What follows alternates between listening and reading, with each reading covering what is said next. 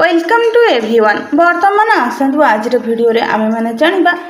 आगुआ घोषणा करा जाइथिबा खरा छुट्टी एवं यही खरा छुट्टी रे टीचर्स मानकर किभली भाव में रोस्टर ड्यूटी रहिबो एवं यही खरा छुट्टी समय पिला माने स्कूल को आसीबे नाही टीचर्स माने केउ कार्य निर्वाह करिवे एथि निमते आपण मानकर लेटर आसी जाइछि। देखो लेटर टे रही directorate of secondary education Odisha Bhubaneswar तरफ 28 तारिख रे लेटर टी आपण मानकर जारी करा जाइछि। वर्तमान सुधा जदि आपण माने हम चैनल टी को सब्सक्राइब करि ना प्रथमे सब्सक्राइब करि नियंतु एही परि नुवा नुवा तथ्य पाइबा पय। देखो ये letter T is from Virendra Korkara IAS director secondary education Odisha तरफ to all district education officer of the state अर्थात राज्यर समस्त जिला शिक्षा अधिकारी निकट को यही चिठी रही।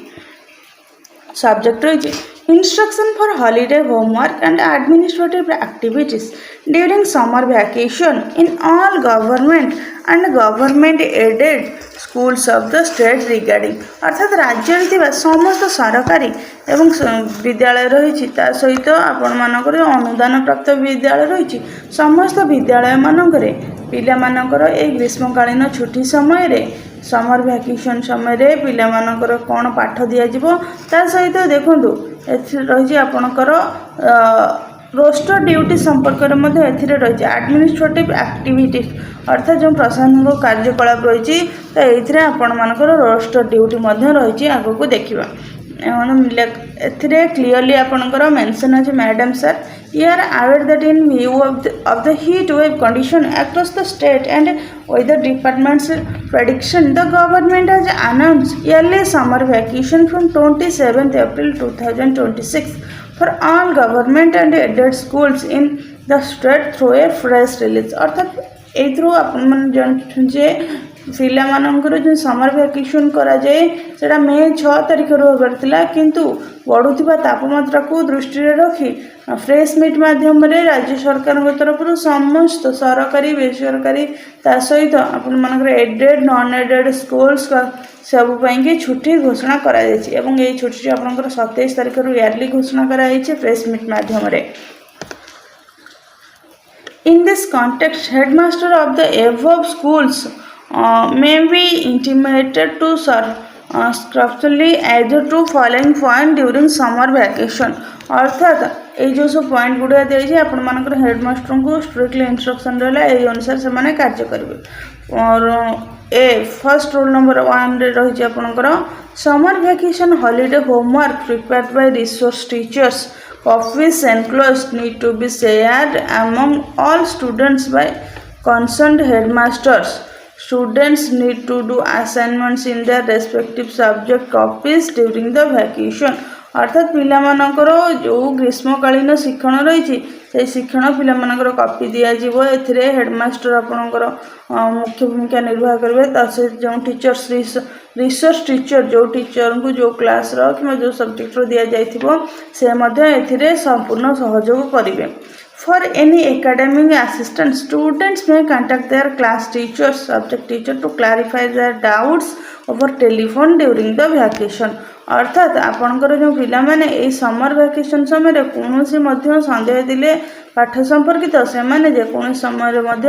तांकर टीचर्स को कॉल करी फोन माध्यम रे ओवर टेलीफोन अर्थात फोन माध्यम रे कांटेक्ट करि परिबे।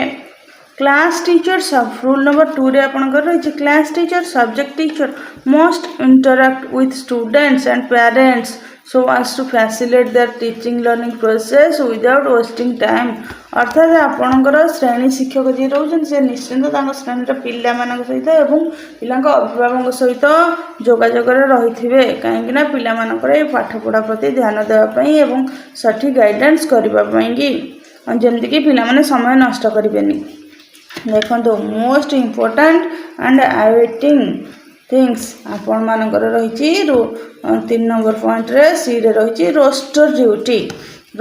Duty must be assigned among teachers junior assistants and peons अर्थात ये देखो आपण मानकर क्लीयरली मेंशन हो गला केवल जन टीचर्स रोस्टर ड्यूटी नुहे आपण मानकर जूनियर असिस्टेंट अर्थात क्लरिकल जे थे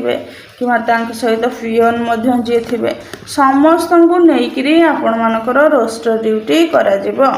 during the whole vacation period अर्थात संपूर्ण जो वैकेशन पीरियड रोचे आपण मानकर टीचर तापर क्लर्क पियन समस्त को नहीं रोस्टर ड्यूटी करा जिवो a register of roster shall be maintain by the school अर्थात विद्यालय द्वारा गोटे रोस्टर रजिस्टर मेंटेन करा जिवो जो थरे जो जहार जो दिन थिबो से स्कूल जाइथिबे से साइन करथिबे in view of admission of students going on the office must be kept open for the completion of the admission process अर्थात पिला मानकर जो एडमिशन रोचे पिला मन जो एडमिशन करबा जाउछंती तो सही समय आपनकर ऑफिस टे कंप्लीटली खोला रहबा दरकार पिलांकर एडमिशन सरीबा पर्यंत अर्थात गोटे पिला यदि जाइके स्कूल रे पहुंची जे 10 ड्यूटी टाइमिंग करा जाइछि 10:30 किंबा 11टा करा जाइछि किंतु यदि गोटे पिला जाइकरी पहुंचला तार एडमिशन कागज पत्र काम पाएंगे यदि 12टा लागिला तेबे मध्य आपण माने पिलार एडमिशन कंप्लीट कराइबे माने जेतिकी समय लागिले मध्य कहीं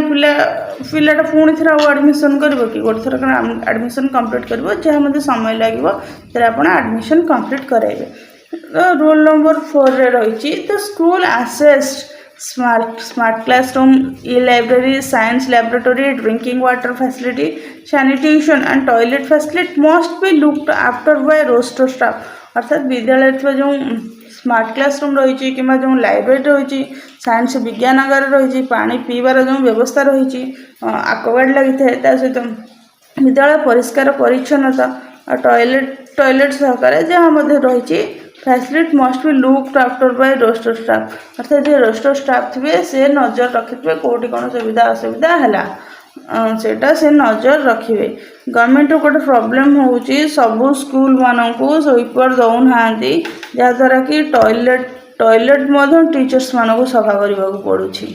एनिमते जो सरकार यथाशीघ्र पदक्षेप नवा दरकार एवं यथाशीघ्र एनिमते स्टाफ नियुक्ति दवा दरकार under direct supervision of the headmaster assistant teacher kept in charge अर्थात जी थे आपंकर रोस्टर जी था सहित हेडमास्टर हूँ कि असिस्टेंट टीचर हूँ कि डायरेक्ट माने जी भी थे आपण रोस्टर से सब प्रति ध्यान रखिए in view of any natural calamities Kala Baishakhi etcetera headmaster along with roster staff on duty should visit the school and take necessary appropriate timely corrective measures अर्थात आपण मानक जदि कोनोसी काला बैशाखी हुए तेबे ताले आपनकर हेडमास्टर सहित जे कोन जो स्टाफ थे ड्यूटी रे थे से स्कूल विजिट करेंगे स्कूल किसी आवश्यकता थी हेति प्रति पदक्षेप ने जदि स्कूल गछ जे भांगी पड़ी से निमंते तार व्यवस्था करेंगे सफासफी कर व्यवस्था करेंगे ठीक से आपण मानकर देखंतु रोल नंबर एफ रे रही teacher must assist the headmaster in result analysis preparation of important information and other related routine work for onward transmission to higher authorities अर्थात टीचर्स निश्चिंत भाव में कौन करेंगे निजर ड्यूटी ठीक से करेंगे ता सहित assist headmasters the result analysis headmaster जे थे स्कूल कौन है ना से संपर्कित तथ्य प्रदान करेंगे सहित प्रिपरेशन ऑफ इम्पोर्टाट इनफॉरमेशन जो समय धर आपण मानकर स्कूल रे चाउल किंबा आपण मानकर स्कूल पोशाक किंबा कौन से रिलेटेड डाटा आसिले किंबा जहाँ काम थी जे रोस्टर थे से जनइबे जो अथॉरिटी को जनइबा कथा हेडमास्टर को जनइबार जनइबे यदि हायर अथॉरिटी बीओ कि डीओ को जनइबार थी से जनइबे रोल नंबर 0 रही हेडमास्टर्स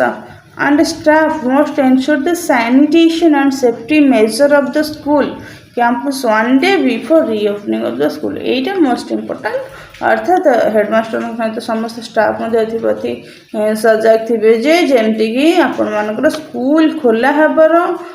गोटे दिन आगु स्कूलटा भल भाव में परिष्कार परिच्छन्न हो पानी पीबार सिस्टमटा ठीक होती पिलामानकर स्कूल आसिया पर कौन असुविधा हेबो नाही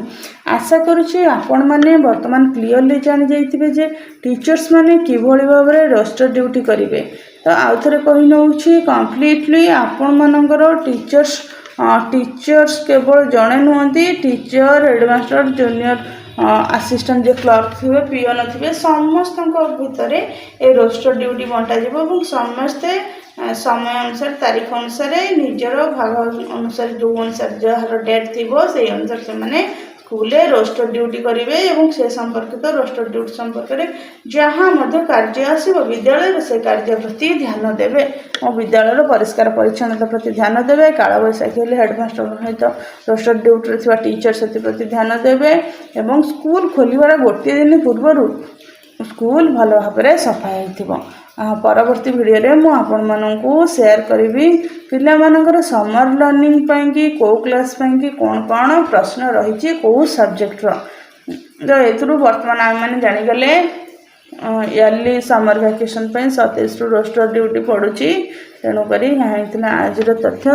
ଭିଡ଼ିଓଟି ଭଲ ଲାଗିଥିଲେ ଚ୍ୟାନେଲଟିକୁ ଲାଇକ୍ ସେୟାର ସବସ୍କ୍ରାଇବ୍ କରନ୍ତୁ ପରବର୍ତ୍ତୀ ଭିଡ଼ିଓ ଦେଖିବା ପାଇଁକି। ପରବର୍ତ୍ତୀ ଭିଡ଼ିଓରେ ଆମେମାନେ ଆପଣମାନଙ୍କର ପିଲାମାନଙ୍କର ସମର ଲର୍ଣ୍ଣିଂ କୋର୍ସ ରହିଛି କ'ଣ କ'ଣ ସେମାନଙ୍କର ପ୍ରଶ୍ନ ରହିବ ସେ ସମ୍ପର୍କରେ ତଥ୍ୟ ପ୍ରଦାନ କରିବୁ। ଆଉ ଗୋଟିଏ କଥା ହେଉଛି ଏହି ସମର ଲର୍ଣ୍ଣିଂ ସମୟରେ ଯଦି କୌଣସି ପିଲା ପାଖରେ